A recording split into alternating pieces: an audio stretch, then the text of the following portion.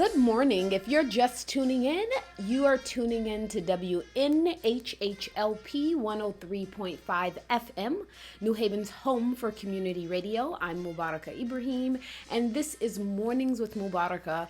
We are streaming live from the Beaver Hill section of New Haven, Connecticut, as well as on TuneIn Radio. We're on Instagram. We're on Facebook. So if you are joining us on any of those platforms, feel free to share, invite other people to watch, and to join in the conversation.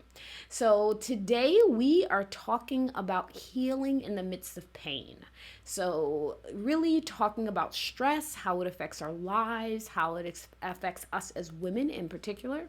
It's, I think, an important conversation for us to have, one that we've been having here in New Haven, but it begs for more dialogue. So if you are any place in New England, then you know I always talk about our weather. And today is cold. Cold for May. It's been cold for like ever. I really need spring to come. So as you can see, I'm quite bright today. If you're watching, if you're listening, you can't see that I have on a canary yellow scarf because I am trying to force the sun to come. Like, if I dress brighter, maybe it will get warmer. It's my philosophy. That's my story. I'm sticking to it, okay? So we are on a windy, kind of chilly day here in Connecticut, but we are going to bring our own joy in our own sunshine because that's my philosophy in life. Today we're going to talk a little bit, we're going to have a little truth talking, but we're also going to talk a bit about some of the not so great things about stress, and then some of the ways that we can reduce stress and the ways that we can actually help ourselves heal in this entire process. So one of the things that kind of like brought this to mind, as an African American woman, as a Muslim woman living in America, I am constantly on a daily basis reminded that I am both Black and I am both Muslim in a country that tends not to treat either favorably. And this, every so often, there is things that happen that really brings it home, right? And so I want to share a story with you that happened to me recently, or an experience that happened to me. So it didn't happen to me personally, but the experience happened to me.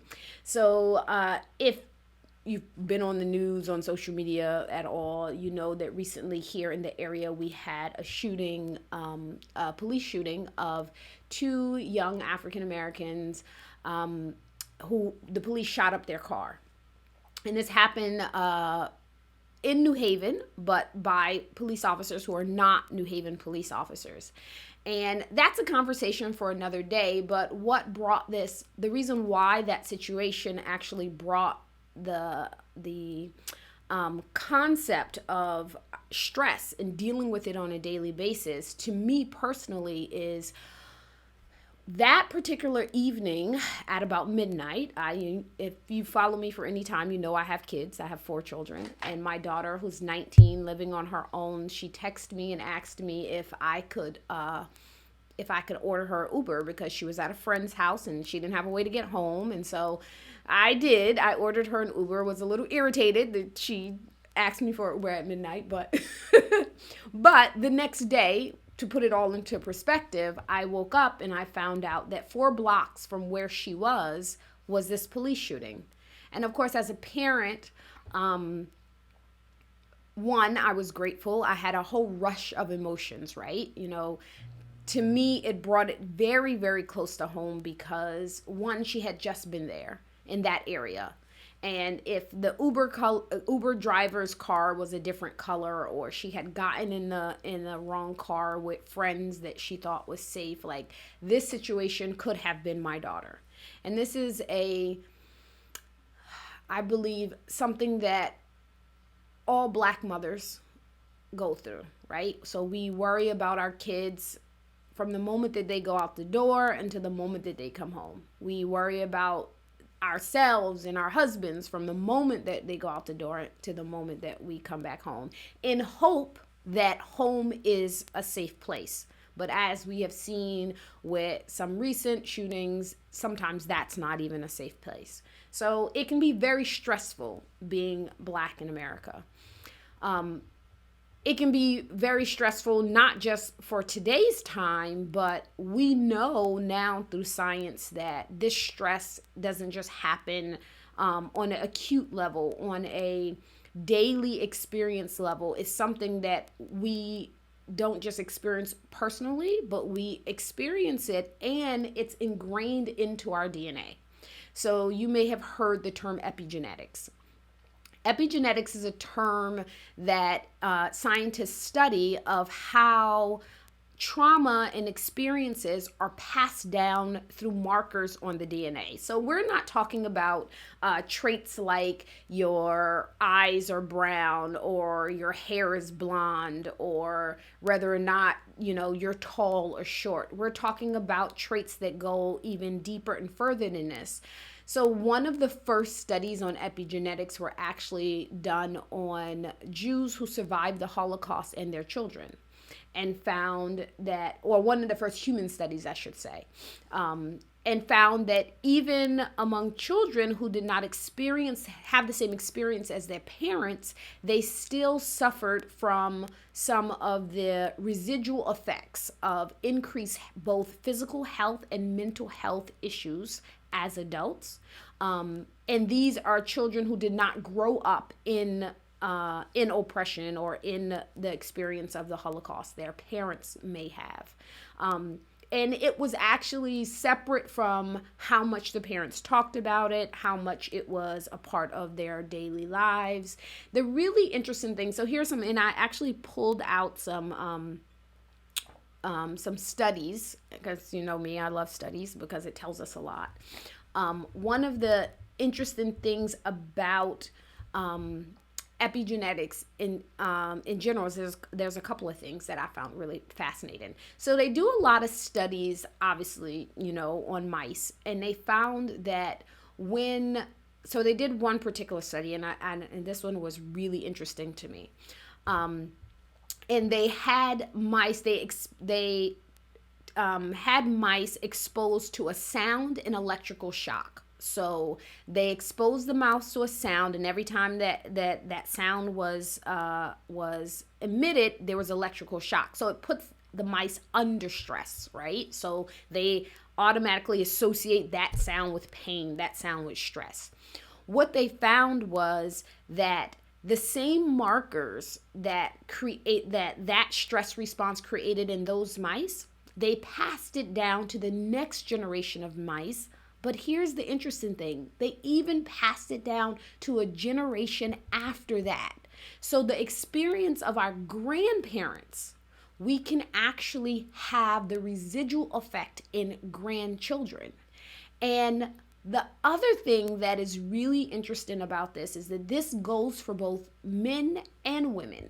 Right? So they did another study where they actually deprived male mice of folate, and they found that the grand mice, I guess, would it be grand mice? I know it's not a grand kid, right?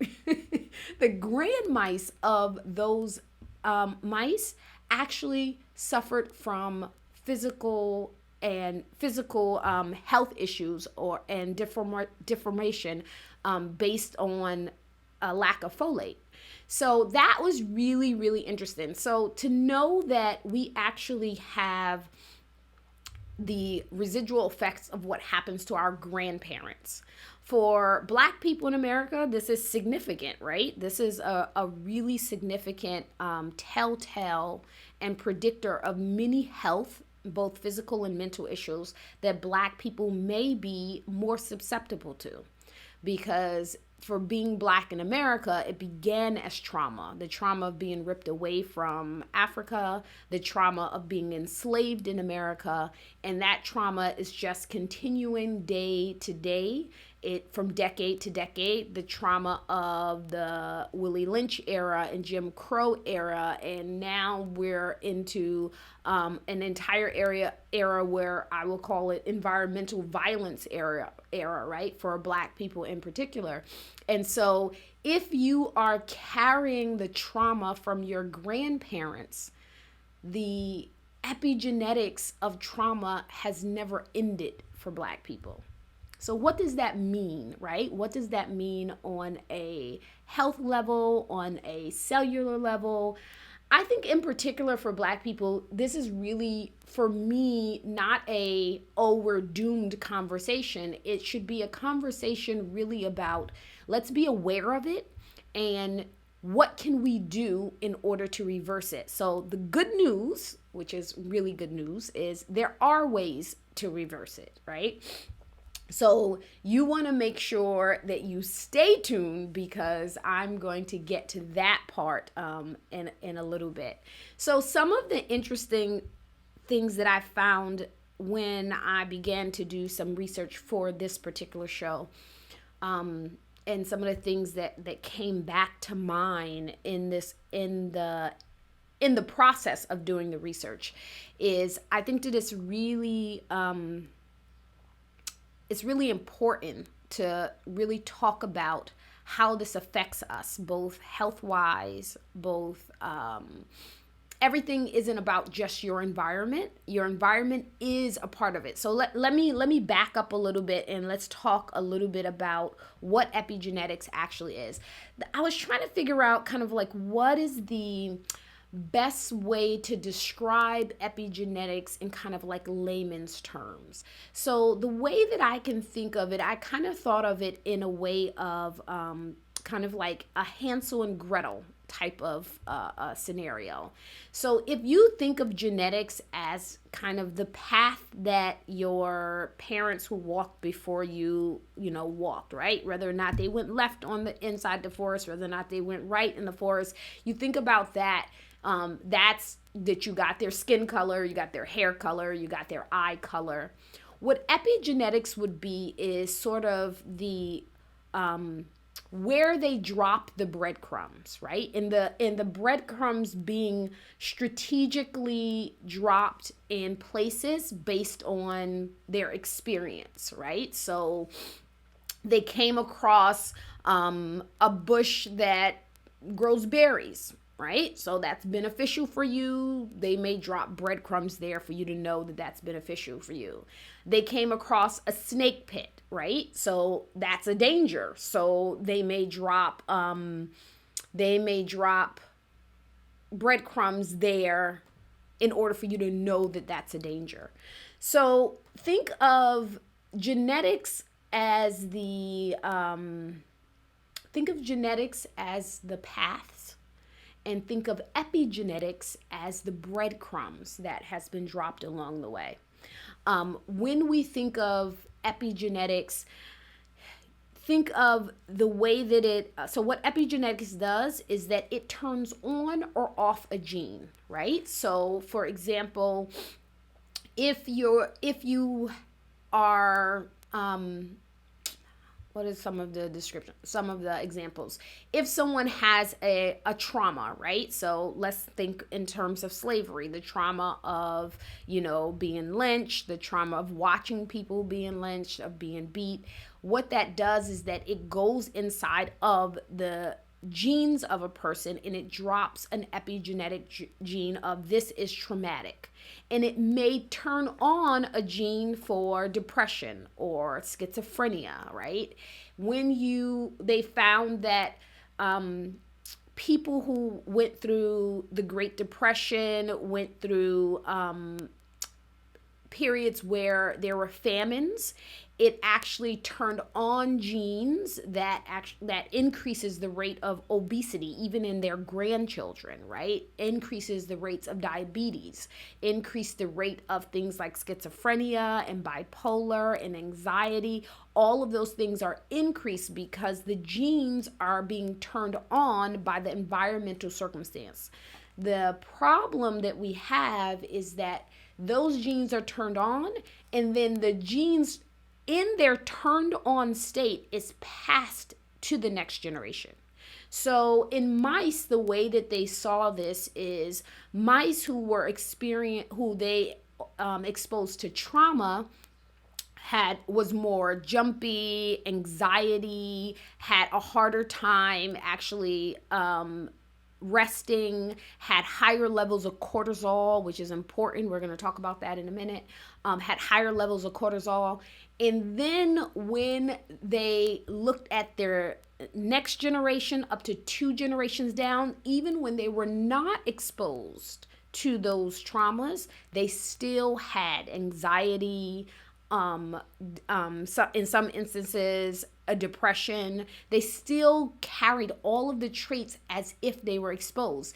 And so an even more intriguing study showed that it wasn't they wanted to discount whether or not it was nurture, right? So if you are raised by a parent that has anxiety, does that mean that you're going to have anxiety? And what they found, which was very intriguing to me, is that even when they did in vitro fertilization, so they took the mice completely from the raised by the parent, they still carried and expressed those traits, showing that it was actually inside of the DNA of the mice, and it was not necessarily related to their environment, how they were nurtured. So that is really actually more evidence about epigenetics and how it is actually a genetic marker and not related to the environment that people are raised in. So those were all really fascinating things to me, because it really is a can give us an indication of some of the things that we can expect in terms of health, in terms of mental health, that we can, I shouldn't say expect, that probably is not the proper term, that we can be aware of, right? And so what happens particularly with Black women in America when it comes to epigenetics, when it comes to what happens to, so lots of genes can be turned on. So I'm going to particularly talk about the stress gene, and I'm going to talk about our cortisol levels. So one of the things that happens on a cellular level is when you are exposed to a lot of trauma and a lot of stress, the amount of cortisol that's released in your body, which is our stress hormone, right? It actually is increased. And you can actually pass that gene down to on a genetic level to the next generation. So you're actually just producing more cortisol. So what does that do? So cortisol is a key hormone that increases inflammation, and inflammation is the source of what is expected to be about 80 to 90% of diseases we look at as really inflammation-based diseases, including things like diabetes, heart disease, Alzheimer's, dementia. All of those things are actually inflammation-based diseases. So if you are carrying around an elevated level of cortisol, then those are just some of the things that you are more prone to get. One of the really interesting things, particularly for Black women in America, that I learned actually watching a documentary. So there's a documentary called, it's called Unnatural Causes. And I highly, highly recommend it. You can actually watch the videos inside of, on YouTube. I believe it's on YouTube. And then if you look up, if you Google Unnatural Causes, they actually have a whole website. And what it is, it actually is a documentary. I think it's about a four-part series that talk about social and economic effects on health, right? So it's really, really fascinating. So it starts off with one of the documentaries actually talks about it follows a CEO of a hospital, and it also follows a janitor of the same hospital, and it follows someone at mid-level management who is who's the head charge nurse, right? And it talks about not just about what they do as a living, but how it affects their lives, right? The fact that the CEO, he can determine his own time, he can decide when he's going to go on vacation, where he's going to go on vacation. Like, this type of stuff makes a big difference in his stress level versus the janitor, who is constantly monitored. He has no autonomy over what he has to do in a day. Where he goes for vacation is really dependent on, his finances. It really shows the difference between the socioeconomic status, and then it talks about the health outcome of people at different levels of income. Now, to me, it was very, very eye-opening. And a second episode, it talked about maternal health. And it talked about Black women in particular having 3 times the rate of mortality, right? For when they're pregnant, for the Black babies rather, 3 times the rate of mortality than white. And the rate of mortality in pregnancy actually decreases as income goes up for white women. What was really fascinating is that they followed a woman named Kim Anderson. I have her name. She's actually a lawyer in Atlanta, and she had a baby who was preterm. Even though she lives in a nice neighborhood, she makes good money, she has health insurance, and so they began to then give statistics about how Black women, even well educated, higher on the socioeconomic status, still have the rate of maternal health as a white woman who has not graduated high school. So they began to then explore what is the reason behind this. And one of the explanations for it was, when I spoke a little earlier about cortisol level, like cortisol level for Black women is higher than other women, particularly white women. Not from a daily onslaught. I mean, we are exposed to traumatic events like police violence and things like that, seeing it on our computer, even if we're not personally exposed to it. But the microaggressions that Black women experience every day. So one of the interesting things that she said inside of the documentary was that, when she gets on an elevator and the white woman next to her holds her purse a little tighter, she doesn't know that she's a lawyer, that she's well educated, that she graduated from Ivy Leagues. She just sees her as a Black woman and as a threat. And so that type of small microaggression happens on a daily basis. It happens multiple times a day, and it is wearing, right, on you psychologically. That kind of things puts you into a constant state of having higher cortisol levels because it's stressful, right? So we're not talking about stress like, oh my God, I got in a car accident and my car is totaled. We're talking, so that would be kind of acute stress, right? We're talking small little things that just keep you on edge throughout your day, right? The feeling that you're at work for 8 hours and you have to prove yourself. You have to constantly be on your P's and Q's. You have to constantly make sure like you're always and constantly on alert. That type of stress is what creates raised cortisol levels and puts mothers, particularly Black mothers, at risk for preterm labor. If you are just tuning in, you're listening to WNHHLP 103.5 FM, New Haven's home for community radio. I'm Mubarakah Ibrahim, and this is Mornings with Mubarakah.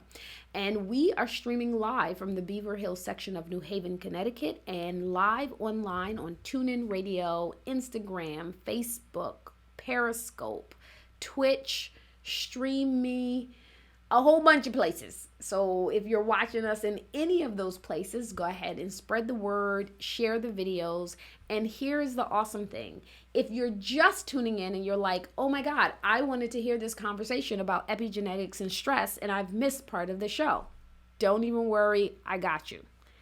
After the show, you can either go rewatch the video on Facebook, or you can actually download this and all the past episodes on iTunes or SoundCloud. How about that? All you have to do is go there and you look for WNHHLP, and you scroll down until you see Mornings with Mubarakah, and you can listen to each and every episode that we do.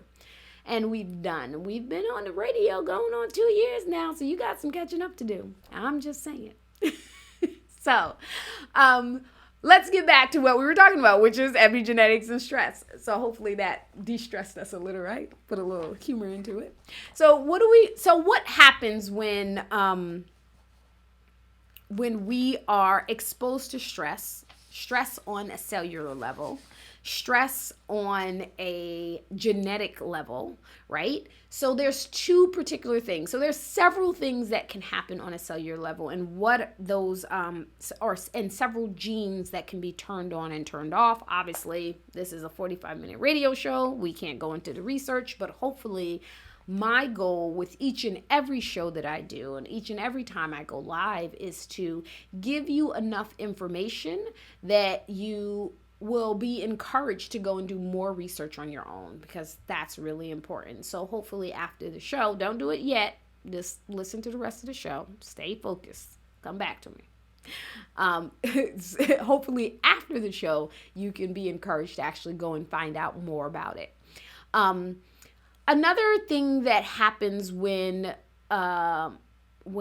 people are exposed to trauma, right, is on a genetic level, it actually shortens telomeres. So telomeres are parts of our chromosome that actually indicates longevity. So science has connected the length of telomeres to how long an organism will live. So what are the two things so those are just two of the things that happens when it comes to stress and epigenetics. So with shortened telomeres, a cell dies much quicker. So exposed to trauma. So that would also explain. So let's think of, I always like to break things down on a practical level. So on a practical level, think of when someone is going through something really, really stressful, right? And sometimes it can be self-imposed, drugs, alcohol. Sometimes it can not be self-imposed, the environment, a situation that they're going to. People always tend to notice they look older, right? This happens often, right? Or a conversation that I hear often. You have a high school reunion, and you see somebody that you haven't seen in 20 years, and they look very aged. And what people tend to say is they've had a hard life, right? That's what we say. But on a scientific level, what is happening is the amount of stress that is constant inside of their lives actually increases aging, right? So we're talking about telomere shortening. We're talking about cortisol being high on a consistent basis. All of those things increases aging and increases the death of cells, including, your largest organ, which is your skin cells. So when you see people and you're like, wow, they've had a hard life, we're literally talking about like whether or not their telomeres are dying. So interesting thing to know that and relate it to science.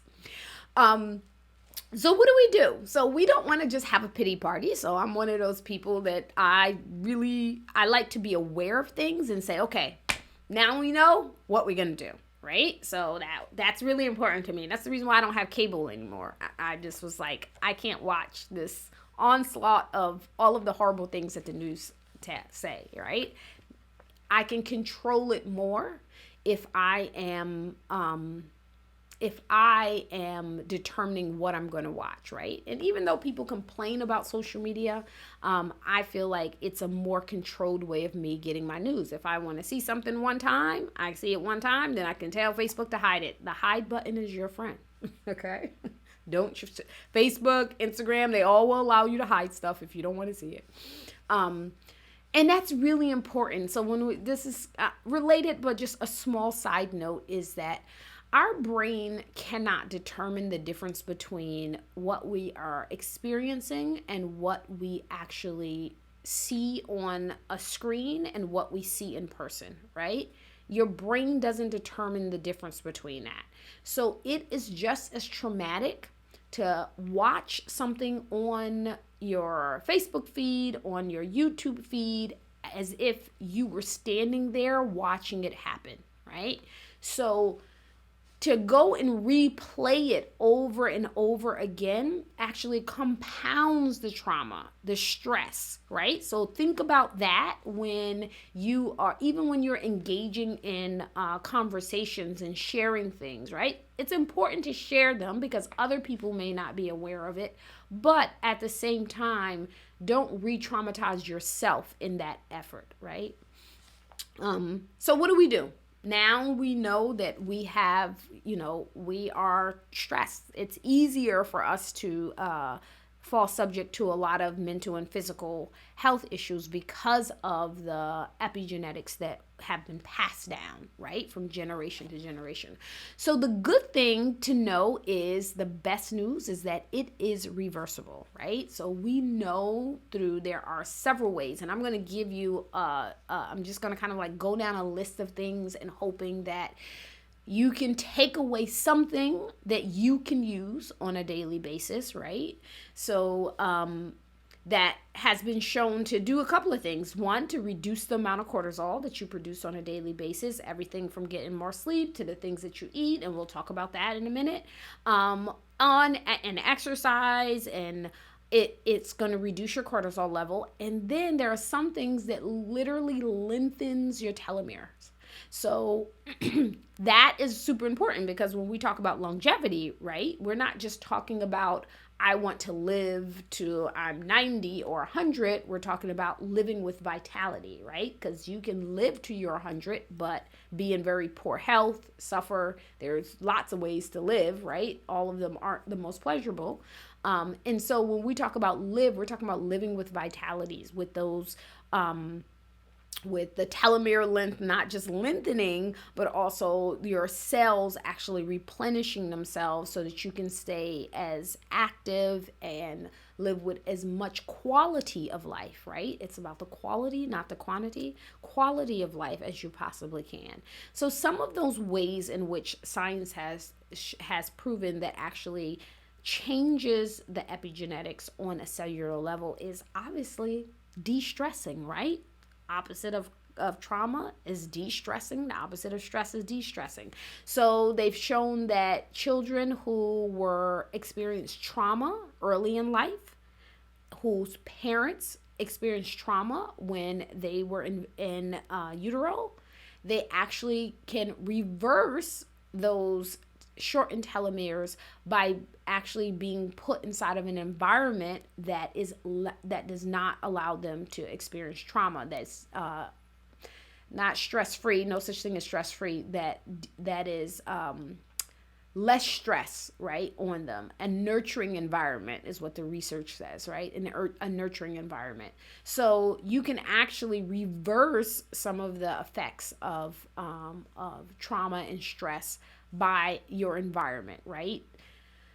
Trying to manage stress in a way that doesn't allow you to worry so much. I know it's hard, especially if you are Black or Muslim in America, but that's one of the ways that you can do it. Mindfulness is really, now this is a kind of like a catch-all term, and people are like, oh, it's so hippie, and it's all woo-woo, but it's actually, there's a lot of research about it, and it's actually really, really common. And when we talk about mindfulness, I don't want you to think about it as I have to sit down in, legs folded with my fingertips touching going, right? That's not necessarily the only way for you to do mindfulness, to do that kind of what you people may envision as quote unquote traditional meditation. But mindfulness is also is it's literally calming your mind and focusing it on one thing. That's what I want you to think when you think of mindfulness. It is when you tend to be a worrywart or think about the worst case scenario, so that you don't focus on that and your brain does not automatically go to that place of stress, because the neurons that fire together wire together, which means the more you create a pattern or thinking, the easier it is going to be to think that way. So they fire together. You think a certain way. They're going to wire together. They're going to connect and make it the path easier for you to think that way. To actually get out of that pattern of thinking and think in a more positive way that does not cause so much stress. So it's not being distracted or pretending like these things don't exist, right? So I'm not going to pretend that, my black son may never get stopped by the police, but I'm not going to dwell on it. And the way that I prevent myself from doing that is really creating a better pattern towards positive thinking as opposed to negative thinking, right? So that's really important when it comes to mindfulness, and that's what it does. So mindfulness is literally taking, it can be a rock, it can be just you sitting down and paying attention to your breath work. We're on radio, so we're not going to do meditation on radio because that is like the big no-no, right? Dead air on radio. But it is, if you think of it in terms of focusing your thoughts on one particular thing that is not negative. So again, it's not about removing yourself from your environment necessarily. I mean, if you want to sit down and you want to imagine yourself on a beach somewhere or in the forest or wherever you find the most relaxation, and that's absolutely fine too. But it doesn't necessarily have to be that way, right? It can be just focusing yourself on something else. Once my daughter participated in a mindfulness study when she was younger at Yale Hospital, and they gave the parents also things to do in order for them to understand what they were teaching the kids. And one of the first activities that we had was practice mindful toothbrushing, which is really interesting. So stay with me, right? So mindfulness mindfulness is just focusing your brain on your thoughts on one thing. So instead of getting up and brushing your teeth and thinking about going over your schedule for the day or what you're getting ready to eat for breakfast or ate for breakfast, instead of like your brain just going from one thing to another, you literally, while you are brushing your teeth, simply think about brushing your teeth, right? And it sounds simple, but it is not as simple as it sounds. Can you, for 2 or 3 minutes, literally only think about the sensations, both inside of your mouth and outside of your mouth, of just the toothbrush, the bubbles in your mouth from the toothpaste, from what the water feels like in your mouth, right? So just focusing on that, bringing your brain to that. Now, here is the thing about doing any type of mindfulness practice. I always like to compare it to sort of like training a puppy, right? When we're not used to that total focus, we know that as time goes on with social media, our attention span is decreasing. I think we're about 8 seconds right now. Where you actually focus, people actually focus, even when watching videos. We're not even talking about reading. Like reading is like, ooh, stuff now. We're talking about just watching videos. You're talking about, you have like an 8-second time span to get somebody's attention. When you are doing any type of mindfulness practice, you want to make sure that, one, you're not ignoring what is happening, right?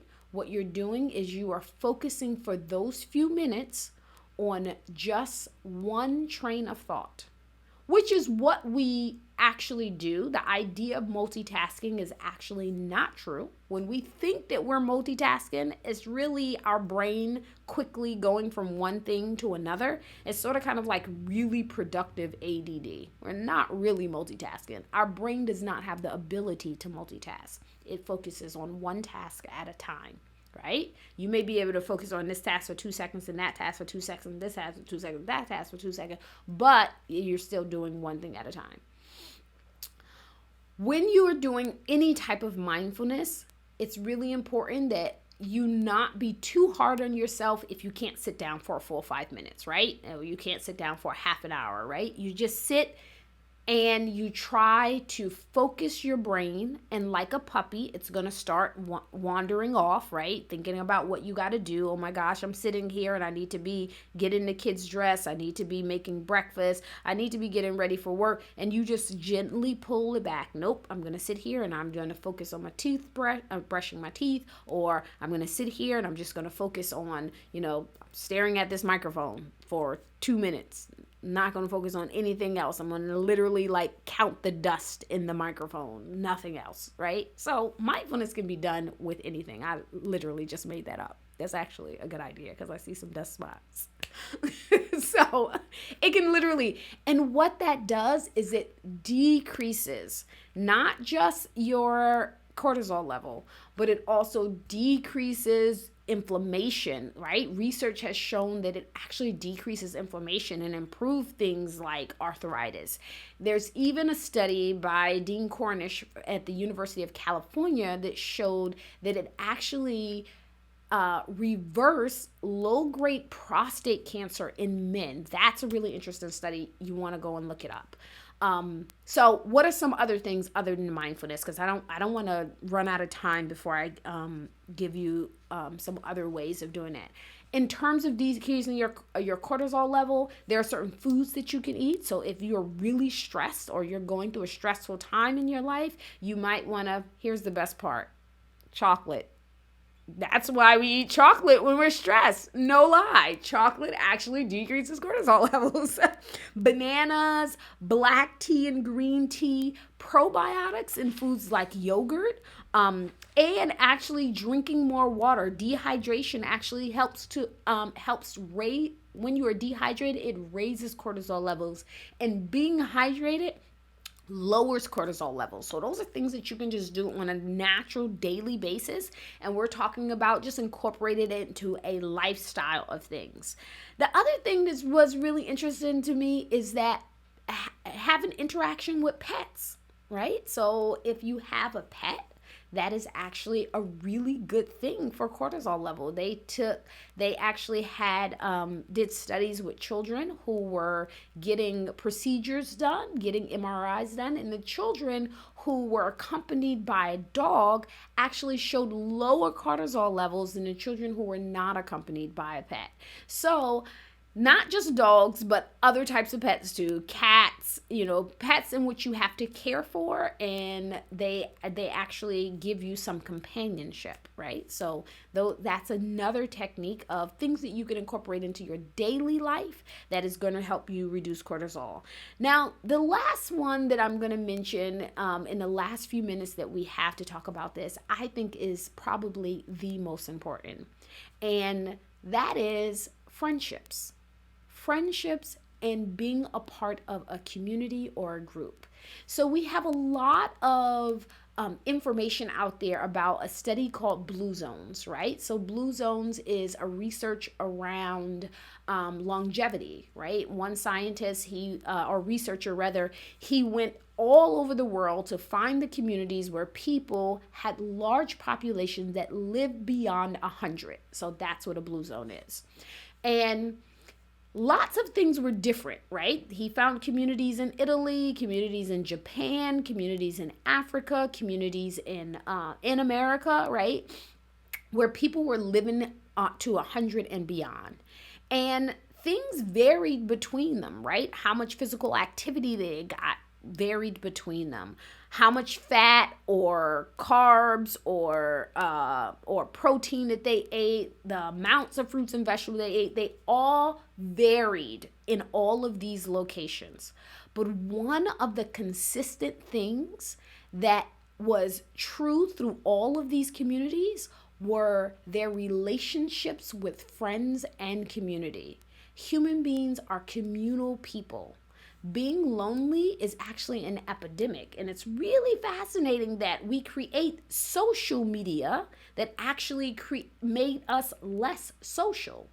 So we know that when you have a friend that you can confide in, so we're not talking about I have just Facebook friends that I tell my business to on Facebook, which I don't recommend, by the way, right? We're talking about a person that you can say, this is my close friend, and I can tell them something personal and confide in them in a stressful time, in a happy time, right? The bigger your circle for these types of close relationship, the longer you live. It's hypothesized the longer you live, the less disease you will get. And so in Japan, which was one of the places that actually have a structure in place, like other places it's like, okay, this is the tribe, this is the community, but Japan literally they have a name for it, and I hope I pronounce it right. It's called the moai, right? Parents, when their kids are small, they create circles of about 5 children, and these children stay friends throughout their entire lives, beyond 100 years. They're more likely to live to see 100 when they have those close relationships. So it's important that you not just like somebody's status on Facebook or comment underneath their post on Instagram. Send them a DM and invite them out to coffee. Create a friendship, an actual, authentic, in-person friendship to people that are in your circle. And that in itself is going to be a step closer. Even if it is a walking group, even if it's you volunteering with a group that you don't know at a soup kitchen or a homeless shelter, right? Now you have a double whammy. You're both creating relationships and you're giving back, which is another way for you to decrease cortisol, increase gratitude, and extend your life a little longer. I am at the end of my show, but I want to thank you for joining me. And if you've been listening to 103.5 FM, New Haven's home for community radio. And I am Mubarakah Ibrahim, and this is Mornings with Mubarakah on WNHHLP 103.5 FM, New Haven's home for community radio. Thank you for joining me, and I remind you this week, as every week, go about your week to be a voice and not an echo.